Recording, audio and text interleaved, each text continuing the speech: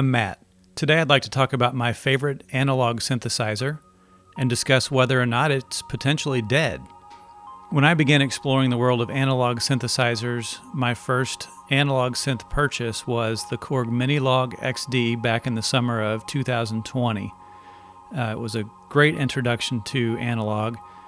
Korg is my favorite manufacturer of synths and keyboards.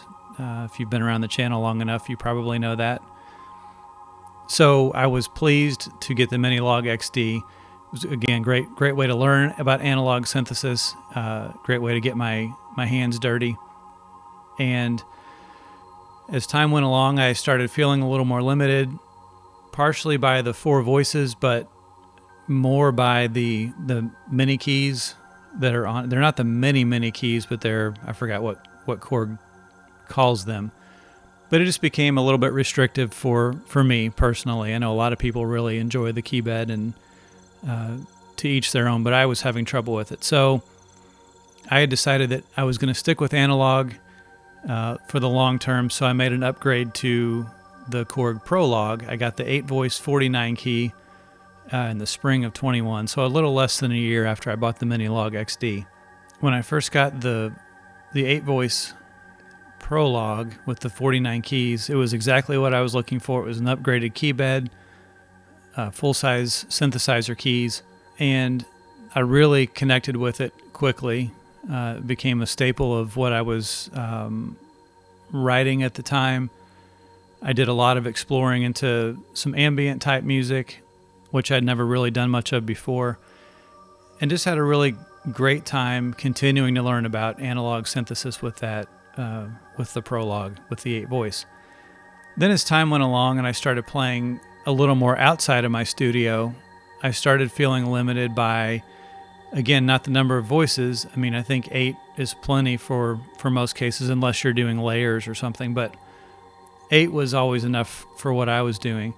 But again, I started feeling limited by the 49 keys. I started finding or noticing that I was doing using the octave up and down quite a bit. And so after, I guess I'd had the Prolog 8-voice for nearly 2 years, and then I sold it and upgraded to the 16-voice 61 key, which is just such a solid, fantastic synthesizer, and I plan to always have it. It's again been a great tool to learn on, and if you're considering a Prolog purchase, I highly recommend the 61 key version.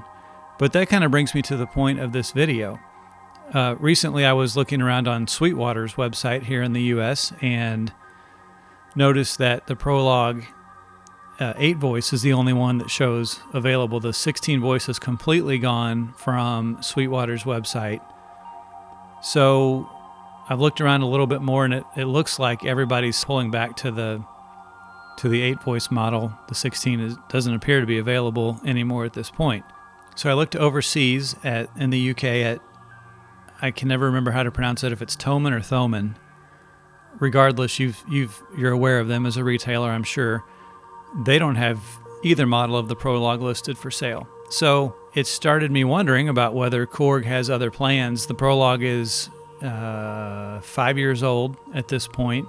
Interestingly, I feel like we're kind of in the same boat that we were with the Op6 and the Kronos recently, and that is that these things are just kind of silently disappearing from retailers without really much in the way of a replacement being announced or discussed. So I'm interested to see what Korg has up their sleeve.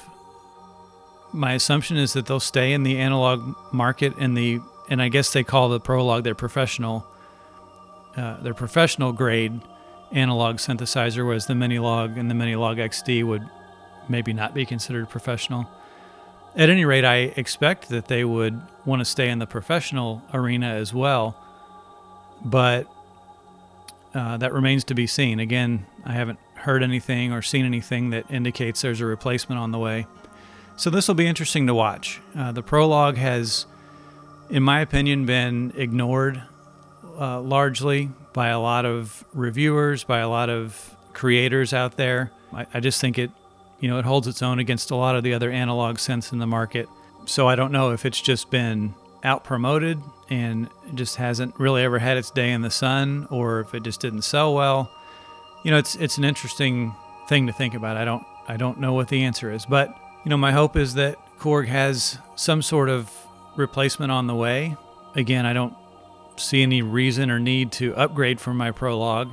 The only thing it doesn't have that I think it gets knocked for quite a bit is aftertouch and some limited modulation options compared to some of the other synthesizers out there. But also, if you look at the price tag of this one compared to some of the others, that could explain some of the differences or what people consider to be shortcomings. So anyway, this was just kind of a long ramble about what's coming next from Korg in the professional analog synthesizer market.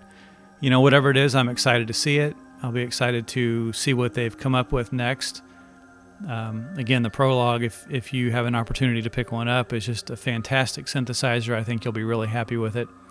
So again, I appreciate you watching. Please remember to like, comment if you have some comments to share, subscribe to the channel if you haven't, and we'll see you in the next video. Thanks so much.